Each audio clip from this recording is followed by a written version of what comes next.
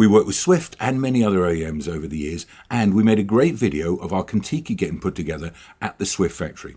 Now, we wanted to make a similar video of our Dethleffs getting made, but unfortunately we weren't able to get clearance from Dethleffs due to GDPR and stuff like that. But just the other day, the Dethleffs international marketing manager dropped us an email. She'd been into the factory each day after they closed and took photos of our van in the build process. So I've got some secret behind the scenes shots of the new motorhome getting built that I wanted to share with you.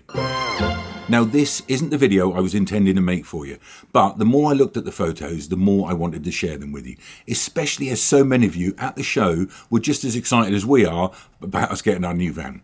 So instead of no video this week, I just wanted to run through these photos video. There's some interesting stuff I've discovered whilst looking at them. And if you like this video, let me know, as I'm considering doing more like this on my Steve Radford channel as a little bonus to you each week. Now, if you've seen our video at Swift, you'll know the cabs come back to back from Fiat. Now, this is if they have an Alco chassis fitted instead of the standard Fiat chassis. They'll roll them into the unit like this and ready to go down the production line. They then disconnect them from each other and they add the Alco chassis on the back. And that's where we pick it up here with the first photo they sent through. The chassis is already attached to the cab and they've removed the front seats. And I could be wrong, but I believe the very rear part of this chassis is a little different to our Swift. In the next photo, the bonnet's up and we've noticed the exhaust is on the left-hand side. Now, if I'm not mistaken, on our old van, the exhaust was on the right-hand side, so that's something I've noticed that's different here. And I don't believe the front leveling jacks are fitted at this stage. You'll also see it has the usual Fiat heavy-duty alloys on. Now, I'm considering putting some Rogue alloys on, but I do like these wheels, so we'll see. I also noticed that the door mirrors look a little different to our old ones as they have the grooves on, and I'll probably get some covers for these, so I'll need to make sure they fit. You'll see in this photo that there's definitely no front jacks fitted at this stage, but the lower build from the chassis has begun, including the bulkhead area, and the floor's starting to take shape. I can't believe how high it is here. That's because it's got a lower floor with plenty of storage below. You can see the gas cupboard, some of the water pipes and the wheel arches. And just look how large our rear garage is. It's humongous. Here you can see they've fitted the front seats back in there now and they're covered up. The first of the rear seat belts have also been fitted and you can see the large access to the huge overcab bed area. I'm really grateful they've taken these photos and videos so I can share them with you. You can see the floor's now taken shape and the frame for the rear seats are fitted. I can't believe how high the floor is inside looking from this angle.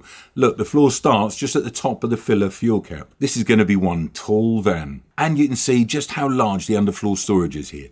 It's huge. You can see some great progress in this photo with lots of the inner cupboards fitted. You can also see the shower tray here on the left, then you've got the wardrobe, then there's the Alder gas boiler. Now we're hoping to swap this for their diesel boiler. Then there's another wardrobe and the fridge freezers next to it. Here we can see a close-up shot of the door area. Just look at the steps to climb up into this van. And there's still an electric step to come out too. And on the right there we're hoping to have a pull-out kitchen that slides in and out so we can cook outside in the summer. You can see the amount of cupboards we've got here is huge all the way across the top. We've got plenty of lights underneath and it looks like there are USB sockets too. And look at them, Hymer ladders. I didn't even know that Hymer made ladders, but there you go. So here's a close-up of the Alder gas boiler. And as I mentioned earlier, we'd like to swap that out for the new Alder diesel one. Now I've spoken with Lee at Alder and he's going to take a look to see if we can do this. We should be able to, but his main concern is that there's enough room for the flue. I'll let you guys know how we get on with this idea we've had just as soon as I know. This next photo doesn't really show us much with it in the air. It confirms the exhaust is on the left-hand side and they've still not fitted the front jacks. In this photo we can see a stack of sides for the motorhomes cut out and ready to fit. And here we can see that the sides have now been fitted to our motorhome. It's really starting to take shape now. I'd love to have filmed them doing this like I did at Swift, but maybe another time. We can see that the brackets have been fitted to the top, ready to take the awning, and it looks like the side windows are in and they have a protective film on them. Here's a shot from the rear with still no back on. You can see the mounts are in for the cupboards at the top and the mounts for the bed below. The blinds are already fitted to the windows and you can see the internal access door to the garage. Now here's a photo face on at the front of the van. The upper bed area above the cab is yet to be fitted, but let's look below for a moment. I love the upper grille in this. You'll see at this stage it's just white with no logo, and the bottom grille below the number plate is currently black. We'll come back to that shortly. I can also see that we've got some spotlights / driving lights fitted below too. You'll see there's not really much to show in this photo, and this one doesn't show us much new either, except they have some nice steps and a solid platform to work from. Now we've got a couple of internal shots. I believe we now have the heating in there. You can see there's a pipe going up to the top, which I believe will warm the overbed cab area. And in this shot, we can see a couple of the many roof lights, which is great to let the light in, but it's going to limit me on the amount of solar I can fit. You can also see one of the underfloor cupboards. I'd forgotten about those. And here you can see the seats are a good size and they look nice and deep for the boys. This photo doesn't show us much either, but just look at the size of those lifts they use. In this shot, you can see that the door is on and it's closed, but look at all those vans in build. It looks like they've got skates at the back of the wheels and the fronts are on something too. My take from this is that the vans are slid sideways down the production line. I'm getting nothing new from this shot, except that we can probably park a smart car in that rear garage. But don't worry, I'm not planning on doing that. But if you saw our NEC video, I've got some great plans for our garage and racking that out nicely too. This photo confirms that yes, they probably do slide sideways down the production line. And at the front of this shot shows us a couple of things. Firstly, that the front overcab bed looks huge. There's no low profile here. And we've got the silver Dethleffs D badge on here now too. And below you can see our front 360 cameras that comes with the Technic pack. It looks like there may be some kind of driver assist sensor below that on the grille. And then if you look down the bottom, they've added a red colour, which I think looks awesome. Here we can see it's almost done now. You can see that the side 360 cameras at the top.